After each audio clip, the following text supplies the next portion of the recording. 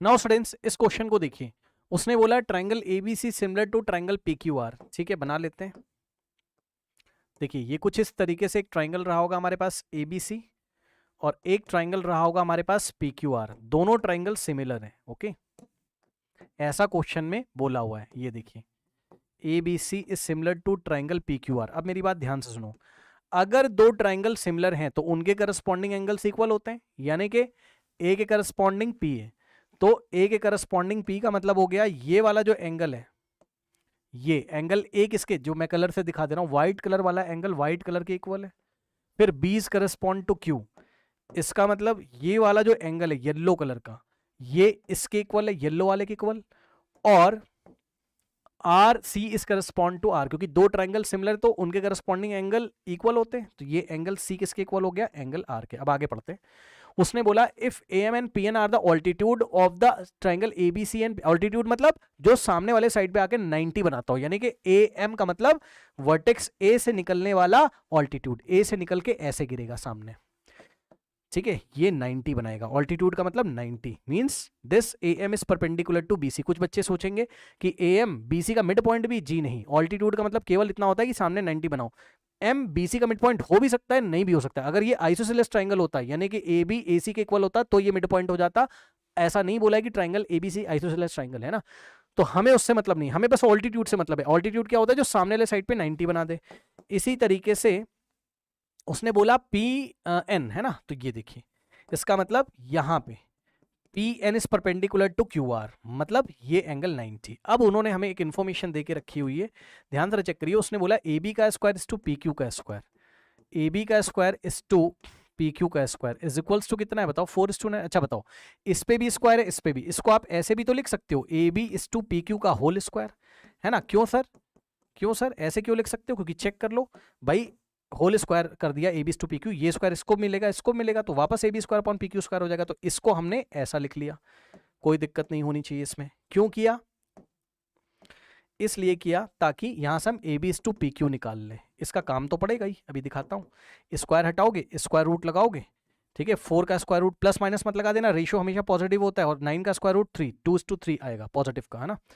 तो A B इस to P Q कितना आ गया बताइए, 2:3 आ गया। ये इसको निकाल के रख लो। अब देखते हैं आगे क्या पूछा है। कह रहा then A M is to P N, A M और पी एन का रेशो पूछा है, ए एम और पी एन का रेशो पूछा है। तो बहुत आसान है, आप कोई भी दो ट्राइंगल पकड़ लीजिए। एक ये वाला ट्राइंगल दिखा क्या, इसका इसके साथ सिमिलरिटी आप दिखा दो एंगल एंगल से, साफ साफ दिखाई पड़ रहा होगा कि triangle A M C is similar to triangle P N R. कैसे, कैसे, बाय एंगल एंगल सिमिलरिटी, है ना। कैसे चेक कर लो, यहां पे m पे 90 है तो ये n पे 90, फिर ये पिंक वाला पिंक वाले के इक्वल है पहले ही, क्योंकि दोनों बड़े वाले ट्रायंगल सिमिलर थे ना, तो ये एंगल तो वैसे ही इक्वल है। ये पिंक वाला पिंक वाले के इक्वल 90 90, तो जो बच गया वो ऑटोमेटिकली इक्वल होगा यहाँ पे ये वाला। बट आपको इससे मतलब नहीं, बस आप एंगल एंगल से कर दो सिमिलर। जैसे ही एंगल एंगल से सिमिलर हो गया तो करस्पॉन्डिंग साइड्स का रेशियो इक्वेट कर दीजिए, यानी कि A M is to P N is equals to MC is to NR is equals to AC is to PR, AC is to PR। ये अब आप चेक कर लो, है ना। अब आप चेक कर लीजिए, A B is to P Q हमें पता है, कुछ गलती हो रही है, let me check it. Yes yes yes, देखिए बात समझिए। आप एक काम करो, इन दोनों ट्राइंगल को ना लेके आप इन दोनों को ले लो। गलती वलती तो कुछ नहीं हो रही, हो तो इससे भी जाएगा, लेकिन मैं आपको बता रहा हूं क्योंकि हमें A B is to P Q पता है, हमें ए बी इज टू, तो A B is to P Q कहीं दिखाई नहीं पड़ रहा है। तो आप क्या एक काम करो, आप इन दोनों ट्राइंगल को ना लेके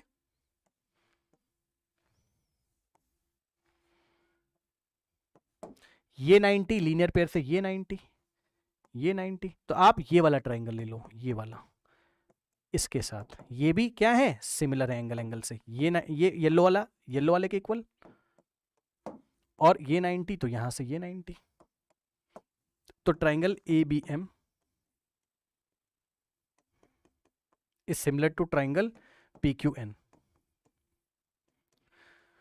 एंगल एंगल से। कैसे हो गया ये, बाय एंगल एंगल सिमिलरिटी। और अगर दोनों सिमिलर हैं तो करस्पॉन्डिंग साइड्स का रेशियो इक्वेट करिए, तो आ जाएगा A B is to P Q, A B is to P Q is equals to B M is to Q N is equals to A M is to P N, है ना, ऐसे हो जाएगा। अब आपको जिसका काम हो वो, इन्होंने A M is to P N पूछा था, तो यहां पे इस तरीके से, मतलब सीधी सी बात है, दो ट्राइंगल अगर सिमिलर हैं तो उनके करस्पॉन्डिंग साइड का रेशियो उनके ऑल्टीट्यूड के रेशियो के इक्वल होगा। साफ साफ देख सकते हो, A B to P Q उनके करस्पॉन्डिंग ऑल्टीट्यूड के रेशियो के इक्वल है, M is to P N के इक्वल है। बट इस तरीके से आप सिमिलर करके भी कर सकते हो।